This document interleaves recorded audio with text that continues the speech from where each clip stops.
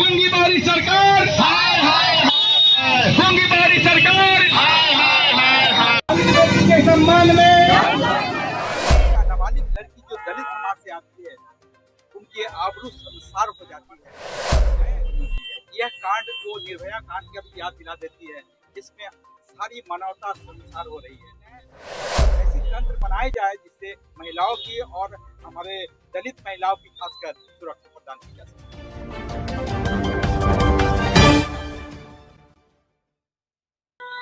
आए दिन लगातार बेटियों पर इस तरह का निशाना किया जा रहा है और पीएमसीएच की बदहाली सामने आई है। डॉक्टर, देखिए, आज का कैंडल मार्च एक राजनीतिक प्रदर्शन से भी ऊपर हट करके एक न्याय संगत, और मैं समझता हूँ कि ये राजनीतिक जो प्रदर्शन जो हो रहा है इससे भी ऊपर उठ करके इंसानियत जमीर का प्रतीक, जहाँ एक ऐसी लड़की का, नाबालिग लड़की जो दलित समाज से आती है उनकी आबरू शर्मसार हो जाती है। और हम लोग आज कैंडल मार्च इसी विरोध में निकाले हैं कि आए दिनों इस तरह की घटनाएं हमारे समाज में अक्सर देखने को मिलती है। यह कांड को निर्भया कांड की भी याद दिला देती है, जिसमें सारी मानवता शर्मसार हो रही है। तो यह कैंडल मार्च इसी उपलक्ष्य में हम लोग उठाए और सरकार से मांग करते हैं कि इसको विक्टिम को न्याय मिले और इसका सुनवाई एक फास्ट ट्रैक पे हो, एक फास्ट कोर्ट के जरिए इसका सुनवाई हो और जितने भी जो इसमें विक्टिम है उसका एक आर्थिक लाभ मिले और ऊपर से उसकी सुरक्षा भी प्रदान की जाए। और मैं तो ये भी कहूँगा कि यह घटना यह इंडिकेट करता है कि आए दिन दलितों की और हमारे समाज की महिलाओं की सुरक्षा के लिए एक बहुत बड़ा प्रश्नवाचक चिन्ह है और एक ऐसी तंत्र बनाई जाए जिससे महिलाओं की और हमारे दलित महिलाओं की खासकर सुरक्षा प्रदान की जा सके। कैंडल मार्च कहाँ से कहाँ तक निकाला गया? देखिए, कैंडल मार्च हम लोगों ने रजिस्ट्री ऑफिस के सामने गांधी चौक होते हुए हमने आजाद चौक पे किया। शांतिपूर्ण तरीके से हम लोगों ने कैंडल मार्च किया। सरकार के सामने अपना विरोध और जताते हुए हमने शांतिपूर्वक कैंडल मार्च कर करके पुनः आजाद चौक से हम लोगों ने गांधी चौक पे आए। सरकार के ऊपर भरोसा है कि दोषियों के ऊपर सख्त से सख्त कार्रवाई की जाएगी।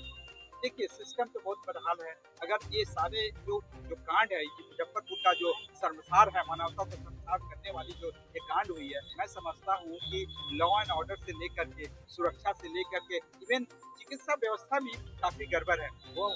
वो लड़की 5-6 घंटे तक एम्बुलेंस में चिकित्सा के इंतजार में पड़ी रही एसकेएमसीएच मेडिकल कॉलेज में। तो इन सब चीजों को बताता है कि हमारी सरकारी चिकित्सा व्यवस्था कितनी ढीली पड़ी है। इस तरह के पेशेंट को टैकल करने के लिए एकदम अलर्ट रहने चाहिए डॉक्टर और एकदम समुचित समय पे उसका इलाज जरूर करें।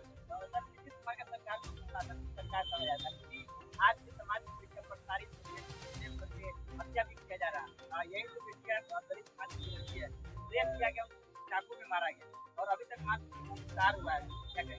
बिल्कुल बिल्कुल, ये बहुत ब्रूटल घटना है, मानवता को शर्मसार करने वाले। मैं बार बार इस सब को दोहरा रहा हूँ और इस सरकार की नाकामयाबी इसको कह सकते हैं। और समाज में इस तरह के लोग जो कि 21 वर्षीय व्यक्ति इस तरह की ब्रूटल करने के बाद उस लड़की की हत्या भी कर देते हैं, तो डेफिनेटली ये तो सरकार की फेलियर है। हमारा समाज में जो सुधार होना चाहिए वो सुधार नहीं हो रहा है। हमारी लॉ एंड ऑर्डर की कंडीशन भी वैसे ही बदतर होती जा रही है, चिकित्सा व्यवस्था भी ठप होती जा रही है। केवल इंफ्रास्ट्रक्चर दिख रहे हैं लेकिन चिकित्सा भी ठप है। इस कांड को देखने के बाद तो मुझे यही प्रतीत हो रहा था। अल्टीमेटली वो विक्टिम 5 दिन बाद सर्वाइव कर करके वो पीएमसीएच में अपना दम तोड़ते थे। तो डेफिनेटली हम समाज काफी आहत है। डॉक्टर साहब, आप दलित समाज के संभावित प्रत्याशी है ढाका विधानसभा से, और आपके ढाका विधानसभा में फुलवरिया में जो कांड हुआ है जिसमें शेख वाजिल की मृत्यु हो गई है, आप देख सकते हैं इस तरह की घटनाएं दिल्ली में अक्सर हो रहे हैं। मैं वहां भी जाने का, मिलने का प्लान किया था। प्रशासन के साइड से बात हो रही थी इस घटना को और विस्तृत रूप नहीं देना चाहिए, तो हमें रोका भी किया है कहीं ना कहीं किसी तरह से। फिर भी मैं उस परिवार से भी मिलूंगा। मेरी संवेदना उन सब घटना सब परिवारों के साथ है और ये निश्चय ही मैं कह सकता हूँ कि इस तरह की घटनाएं नहीं होनी चाहिए। लेकिन जो भी घटनाएं के जो दोषी है उसको दोष के तहत जो भी उचित कार्रवाई हो सके उसके अगेंस्ट में सरकार को एंड लॉ एंड ऑर्डर को जरूर है। तो क्या जन स्वराज शेख वाजुल के लिए भी कैंडल मार्च का प्रावधान करेगी?